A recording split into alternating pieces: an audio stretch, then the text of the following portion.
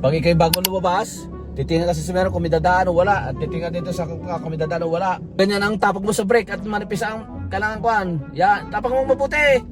Itaas ito, hindi yun. Takati ano, titi. Hindi, pag ikay nag-brake, pag ikay nag-brake, hindi pa siya nakaganoon. Kailangan, may persa din. Tapos ikay pag mag-release, mag-persa ka rin ganyan. Tapos pindot, bawa, oh. Kailangan force! Dadaan! Balik kayo!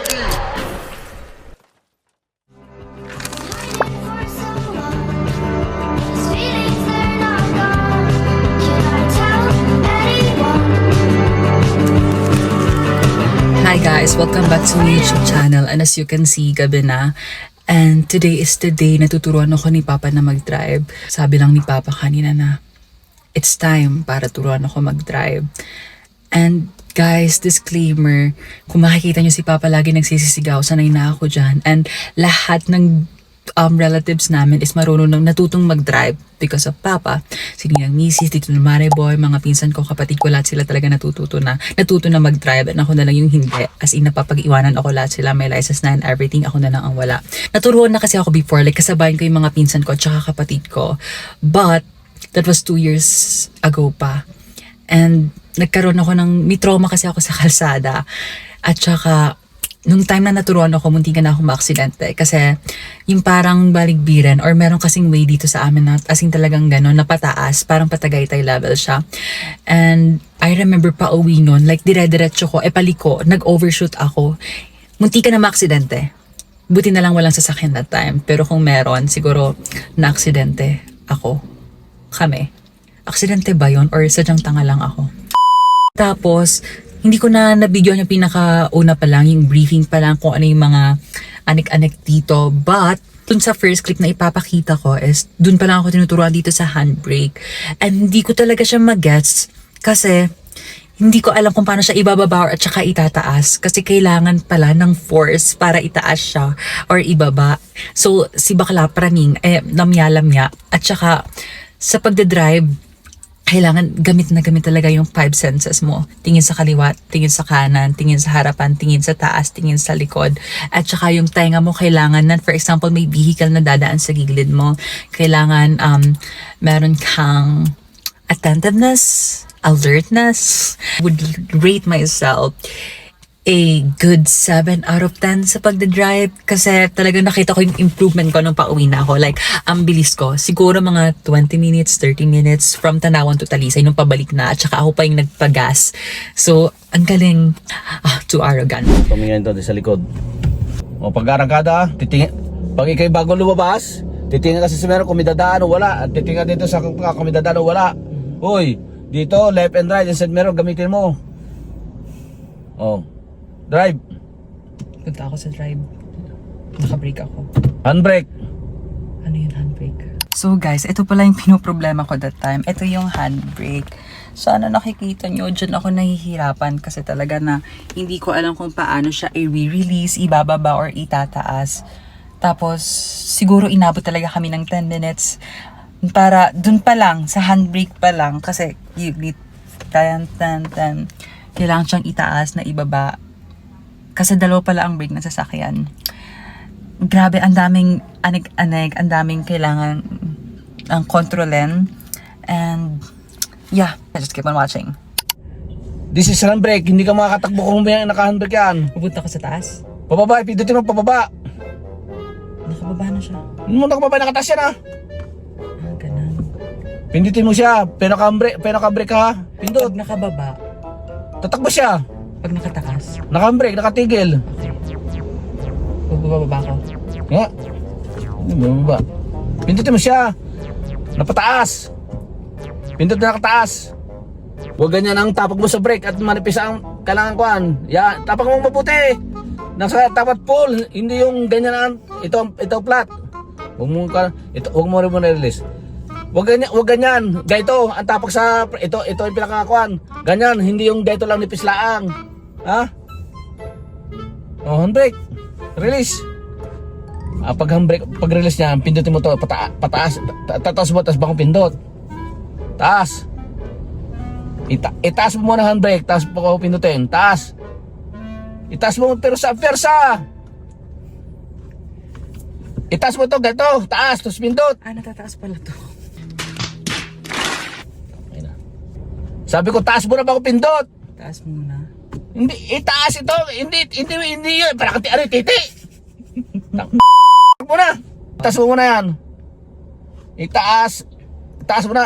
Itaas, tapos pindot. Ganon. Kailangan pala ng force. Oo. Ito ko nahihirap. Itaas. Pindot. Baba. Oh, ganyan lang yun ah. Itaas Pag mo. nakababa siya, hindi aandar. Under nga.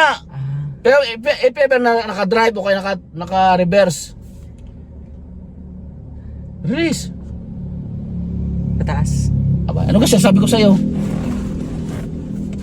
Pababa. Sabi ko, itaas mo muna. Kailangan ng force. Oh. Parang wala naman eh. Mataas na yun. Itaas mo siya, taas mo pindot. Taas, pindot, taas. Itaas mo. Itaas mo muna itong ganyan, oh. Yan na, taas pa, pindot, oh. Taas pa pala siya. Sabi yung pag ikay ano ba, magtataas ka. Ganyan lang yan, oh. Pag ikay magre-release, itaas mo to, ganyan, oh. Oh, yan. Itaas mo. Sabi mo pipindutin, itaas mo lang. Yan. Tapos pag i-release mo, kailangan malakas yun para Ang release kapit na kapit. baba. Ha? Ang release baba. Oo. Kaya sabi ko sa'yo, i-pulse mo, itaas mo ganyan, tapos bago pindot, o baba, o.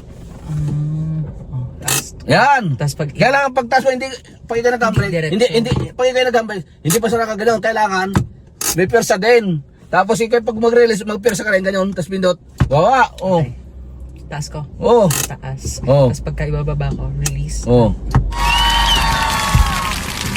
Oh my God! Release. O. Natuto ka. Handbrake. Handbrake. Ano? Pag sinabi ka handbrake, taas. O, drive mo. Then, I'll go na. Ba, hindi pa. Nag-handbrake ka eh. Oh. Bitaw mo konti. Dandan bitaw pre. Tapos palikong pa ganun. Pakalawa. Automatic tong aandar even though. Andar talaga yan. Kasi automatic yan eh. Hop, dandan. Bitaw. I'll go na po. Go. Dandan lang. Dalis mo. Dandan. Liko. Sorry. Oh. Hop, liko. Pre. It was at this moment that he knew. He fucked up. Huwag mo i-release ha. Ang daming sasakyan eh. Marami sa likod. Yan. Dapat tawag mo. Iliko mo na pag ganoon. Ililiko ko na. Oo. Huwag lang malakas. Iliko mo. Ngayon na. Basta iliko mo. Huwag mo mabilis yan. Ganyan. Yan. Tapos ibabalik mo uli ha.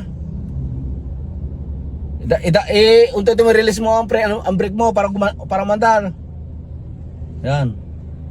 Andar na yan. Liko. Punta pa tamaan ang kwan. Hop. Dadan. Balik. Saan balik kayo? Ang bonibela. Hindi papaganon ka. Ibabalik ko.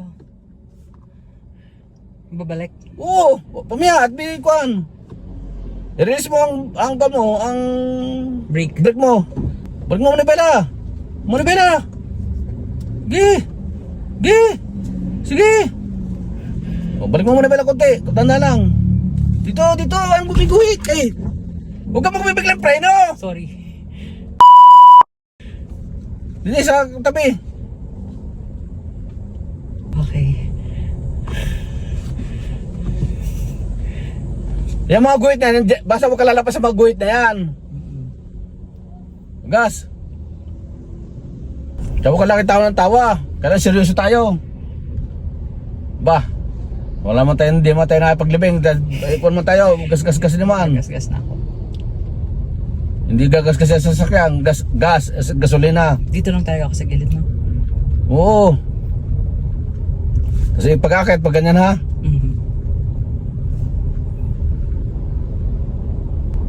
Gas, baka hindi tayo makakalas sa baligbirin. Wait lang, ayan ah. Okay, go na. Oo.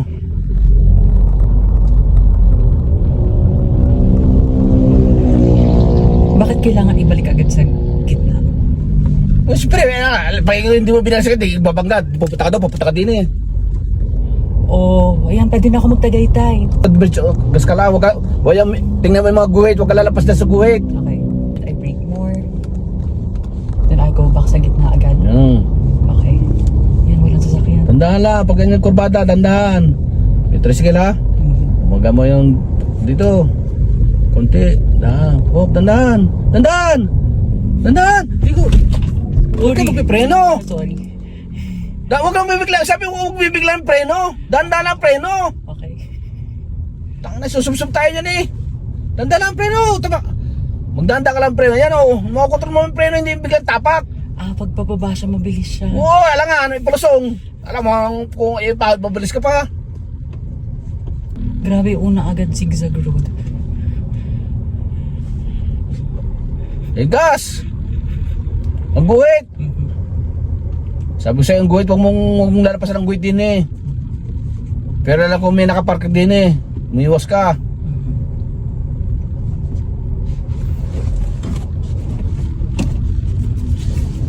Sipit. Pamabuhay. Paalis pa ako. Gas! Liko! Liko! Huwag mong bagay bibiglang preno at bababangga tayo sa likod. Pasok ka pipreno. Pero pagka piniperano ko, automatically po siyang may magre-red sa likod. Yung light. Oo, pero pag bigla mabangga tayo sa likod, bibigla mo ang preno eh. Jeep, umuna ka na. Jeep. Una yan. Okay.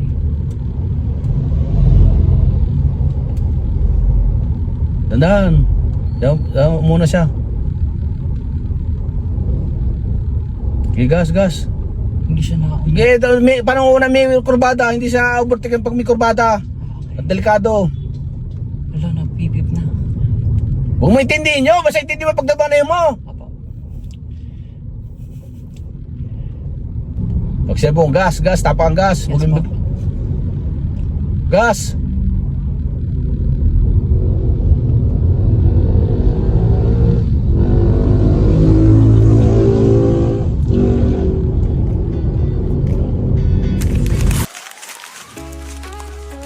So, after ng lahat ng mura, my driving has improved. I honestly thought he would be shouting the whole time, but I was really happy because he didn't get high blood while I was driving. He even told me that my driving has gotten better, which is nakaka-flattered. Then, when it was time to park the car inside dun sa bahay, I struggled a bit because yung daan is masyadong masikip, makipot. But in the end, I managed to get the car in, and I'm really happy with this experience, and I hope I can finally learn how to drive confidently talaga. Hindi na pumasok. Dili ka tumingin sa akin, kukuha ka ang konti din eh. Ligo, huwag mo sobrang luka. Okay, dandaan, okay.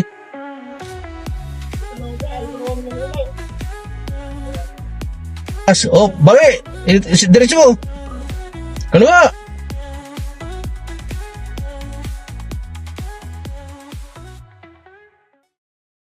And that's it for today's video. And I'm so happy and pasensya na kung makikita nyo ganun yung behavior ng papa ko. But sanay na ako. Ganun talaga siguro pagka meron kang Batanggan yung tatay.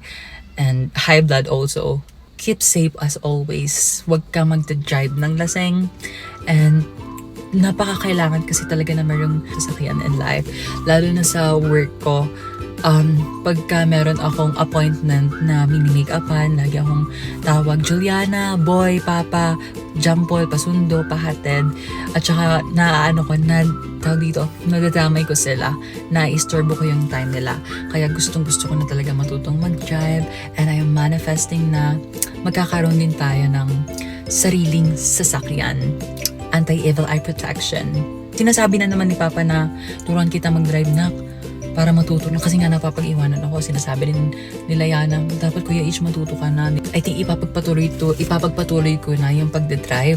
And ayun, kung gusto niyo magpaturo kay Papa, chat nyo lang ako. I hope you enjoyed this video. I'm really sorry kung super duper late ng pag-upload ko ng new video. Like yung mga ganap ko sa life, hindi ko na i-vlog because I'm too busy. And nasa IG stories ko lang yung mga ganap ko in my life. And yeah, hope you enjoy. And ngayon ko lang sasabihin to na mag-subscribe kayo sa YouTube channel ko kasi magiging active na ako because I believe that I have more time to edit kasi nga bakasyon na. Ang bilis, nagka 100 subscriber na agad ako. Hindi naman ako masipag mag-upload. Actually, I noticed na nag-upload ako once in a month lang. And that's it. Bye-bye!